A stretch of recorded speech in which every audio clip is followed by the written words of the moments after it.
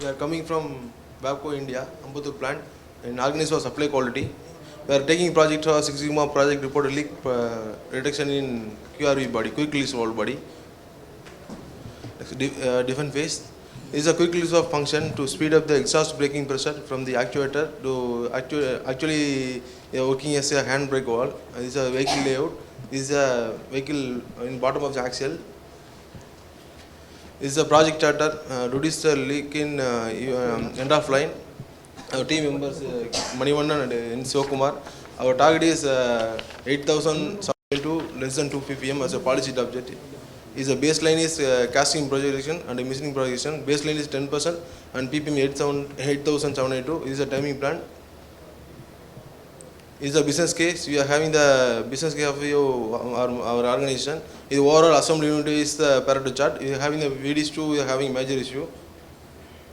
This is the voice of the customer. Need and CTK is critical to quality. Need this is a rejection reduction PPM. The casting process and machining process need. CTK is a die temperature and die design and solidification time, and the machining process run out on leak testing method. This is the overall timeline project. We are starting project in January 19 to May 9, end of the May 19.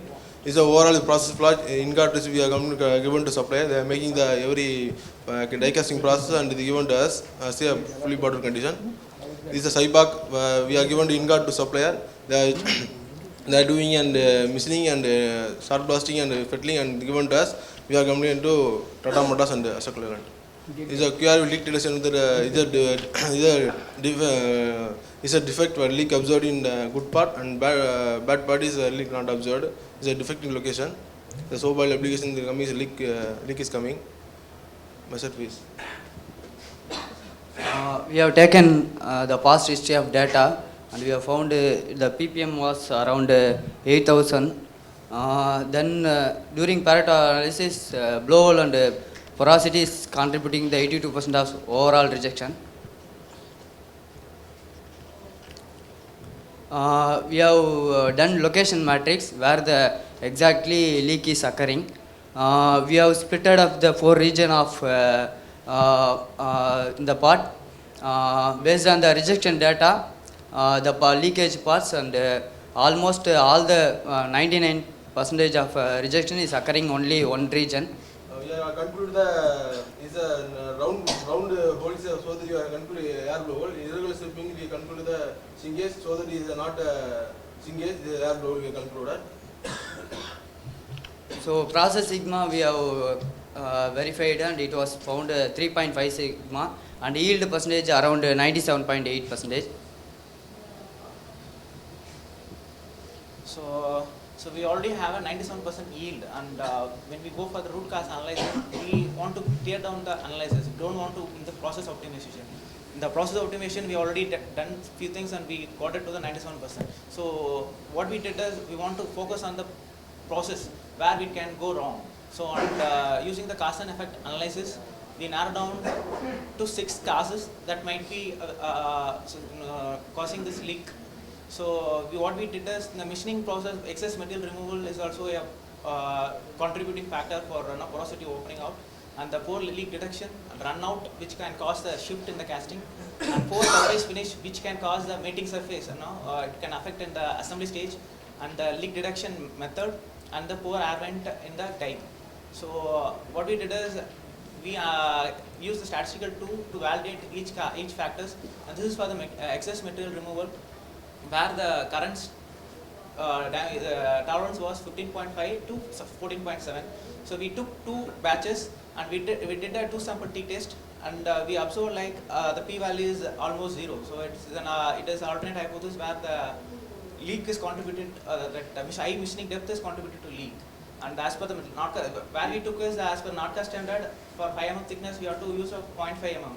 So regarding to the casting thickness, the machining allowances should not be higher than that. So this is a significant thing we found it. And the next skill evaluation for the leak testing at Babco. So we did a R&R study where the kappa value is almost 94%. So it is higher than 70%. So it is insignificant. And then we took out a run out where we kept it as a 0.3. And we did a simple capability report where it is almost not insignificant. Then this is a surface finish for the casting after machining. and this is also we have only a 3.2 some unilaminate, and it is also it's insignificant. Then we went for the leak testing method at supplier end and Babco, where they had used a pressure drop technique and we used a soap oil technique. So there was a contradiction in the testing method. So we took a two population and we did again a chi-square test, and we found it is a significant. P value is almost less than 5%. And this was the summary. And from the analysis phase, we found like excess machining at tolerance and as well as the leak detection method at supplier and Babco is also a significant cause. So at the improve phase, what we did is first we standardized leak testing method where they used a pressure drop method and where we using soap oil. So first we introduced same method at the supplier end, and this is after leak testing method applied. And this is for porosity. So we went for the brainstorming where why the porosities even after process optimization, why there is a lot of porosities still we are upstream. So based on the expert method, like they say like thick mass and PDC casting, we cannot avoid 100% porosity. So we have to attack the die design. So that was the thing that we achieved from the brainstorming. So later with the help of experts, we thought we will add overflow pads. So this was the overflow pad that has been added. This is the overflow pad. Remove the defect from the drilling missing area to Ascast area. Ascast area. So this is the nearby area we get in the D zone. So we want to move that to overflow pads. And this is the simulation method. Due to the magma simulation, in that also the defects observed here. Defect moved to this location. So hard zone is almost on the overflow pad. So that was the simulation gave the result. And we did a DOE because we had two different process, casting as well as the machining. So where the casting we added with two overflow pads, we are adding it, and we want to check drilling depth whether there is any significant cast. So we added like 13.4 to 14.7. We reduced the machining tolerance, drilling tolerances. So with this two attribute data, we use a DOE to optimize whether we can optimize the 13.4 to 14.7 where we can play a prediction method. So we use this DOE, and we used two factors and two levels. With two replicates, we got 8 runs. And this was the analysis where we got both overflow pad as well as the drilling depth is a significant factor where the p value is less than 5%, and the threshold is also both is having a significance. And when we go for the interaction, since it is a different process, we didn't have a interaction plot, but where the main effects is also the individual effects. So where we can say with the overflow pad, we got almost lower leak ejections, as well as the main effects also it's showing like low machining like drill depth. With overflow pad, it is having a least reduction. So this was the optimized where we have a with overflow pad and 13.4 mm drill depth, like lower machining tolerance, giving a lesser rejection rate. So this was the production trial taken at supplier end, where nearly 6,000 parts has been produced, and almost 2 parts only we got the rejection at the within using of the new leak detection method. So this was the before and after image where the overflow pad has been added. After the overflow, we need cut section. The defect moved to Overflow pad. The defect So this is the cut section of the overflow pad. So this was the, we talking about the machining tolerance, like where this is a 14.7 and this is a 13.4. So we can see a significant thick mass reduction in there. So we're not able, so when we do more machining, the more porosities are opening out. So this we can see in the visual. So this was the cut section where we checked the porosities. In the before improvement, we had a lot of pinholes over this area, where after this, since using overflow pad, we nearly eliminated the porosity. So this was the batch reduction. This batch wise you have produced at supplier end. The around average is ppm is less than 200 ppm. The overall the trend, we have started project in January end. Now we are in November 200 ppm. We achieved the target. We have set the target is 250 ppm. Now we are in 200 ppm, 202 ppm. This overall OLD we increased 96 to 99.5. The before DPM calculated before is 97.8. Now we are 99.9%. Processing also 3.5 to 4.6 improved. We have standardized all the documents wherever applicable in tooling as well as in process control documents. This is a standardization of operating standard in the process. This is an in-process tool check sheet to ensure upcoming new die are a new project to ensure the overflow parts in die. This is a sanitation of drill depth to ensure during machining. Updated control plan for drill depth 13.4 should be maintained as cast hole. And updated FMA for this porosity thread port, and the controls has been added. The RPN has been revised to 56 from 84. Work instruction for leak testing has been updated once we have modified the leak testing method in line with our WAPCO end testing. At supplier end we have modified the work instruction and given to them. The in-process checklist for diameter and leak testing at 10 bar. Then we due to tool design change, we have done PPAP approval and complete dimensional inspection the part, and we have approved. Should be validated and high pressure test, that should be test, everything is passed out. So overall This cost saving. is a cost saving. When we reduced the rejection, the machining cost as well as assembly when we got leak, the overall part has been scrapped at our end, overall product. So this has been reduced and we got almost 4 lakhs within 4 months cost saving. This is in a latest project, so we have not added them the yearly. Yeah. So it is under. Later. Correct. So this is the lesson learned. So what we did is using the overflow pad wherever the possible in new development, we added like new 2 pods we developed recently, and we added like simulations, and wherever we are possible adding an extra pad to avoid this thing we did. And what is the lesson learned is like process simulation. Initially during development they took 2% rejection is allowable, and they are working on the 2% rejection. So when the production rises, we are under crisis. So that should be done in every development, and the machining tolerances should be kept as per the standard as within lower level. So when we do go for a higher machining tolerances, we having a Like a porosity is inclined, so that the bottom surface to be drilled into the bottom surface to be made the Ascus surface, that you cannot connect it into the porosity, so you cannot take the leak. It's a result. and another is the standardization leak reduction method. So whatever the leak reduction method, what we follow in the customer as per customer requirement, it has to be implemented in the supplier end. So this was the lesson learned that we had. So thank you.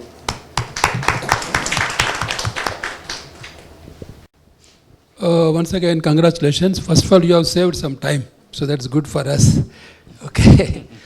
Very good project. But tell me, these improvements you have done at the supplier end, isn't it? Yes, sir. Any member from the supplier?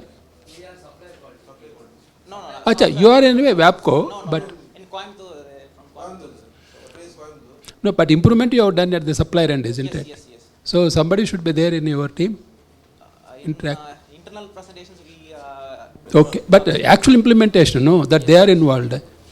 So they should be there. We are only service suppliers. Okay. Anyway, see, when you have done this 2 sample test, what are those 2 samples? Which is first sample, which is second sample? And why did you do that? You have done 2 sample test, and you found out there is a significance and all that. I think 2 locations we have done, like for excess material removal, we did a 2 sample t-test. That topic you were asking, sir. So that is like for high having a higher machining depth, where we need 15.6 is a high level. That is the one population we took. This is the DOE. I am talking about before that. Yeah, I am going, sir. So this is a high where we used a high and low. So this is the one population is 15.5 and another is a 14.7. So this was the initial tolerance that has been there. So we used a lower tolerance as well as the higher extreme end. So we want to see whether within this tolerance there is any significant factor is there. So we use the within the tolerance limit. This was the earlier. Acha, only lower specification, upper specification you wanted Only to. the 2 things we used it, sir. Nothing else. So you found significant. Significance in the using the 14.7, we found some significance is there. So later on we referred NATCA and the expert advices where we say like you should not machine more in the castings, so it will may pop up more porosities. So only we use the 2 populations. Okay, then CPK you calculated, what was the idea at that time, and CP and CPK? Sir, That there is a difference. so actually we have a uninomial, we don't have a lower specification limit, we have the only upper specification limit where it is a 0.3. So we did, we want to measure it. The only thing is we can have a value whether it is 0.3, whether it is exceeding or it is very low. So we got some 34 values we got it, and we want to see whether there is any significant up or down values between each shot. So that is the only thing we went for the CPE studies. Okay, then you also did FMEA. Yes, yes. That's again for whom? Sir, it is everything for the casting. Correct, but it's only like at the supplier end only, no? Supplier end, because we involve suppliers also, sir, because we are also supplier quality, part of the team of the supplier quality. So whatever the issues comes, we involve with the supplier and we do it. Before this 97%, it was like 78 yield was there. But it was already there with them, or you have done first time or revised it? It was already there. So during initial PPOP, it is a second re-PPOP, what we did is, initial PPOP, they had all the FME documents, everything was updated. But at the time, I told you like 2% rejection was there, as allowed. Because they thought that is the standard. So they would try to manage within that. So since the initial production quantity was also low, so it was not, it's a big crisis, and the Pareto was also low. It was not, it was not initially relevant. So after that, when the production rises, it becomes a big crisis. After that, we are ready to re-PPOP and update the FMEA. That was in the control phase that we showed, sir. Re-PPOP has been done, sir. So any training was given to then suppliers, because you have done the entire thing, but implementation is at their end. So how are you going to sustain? We gave the supplier, so supplier from quality side also we involved, because what the die design we did is a die tech, it's a die supplier.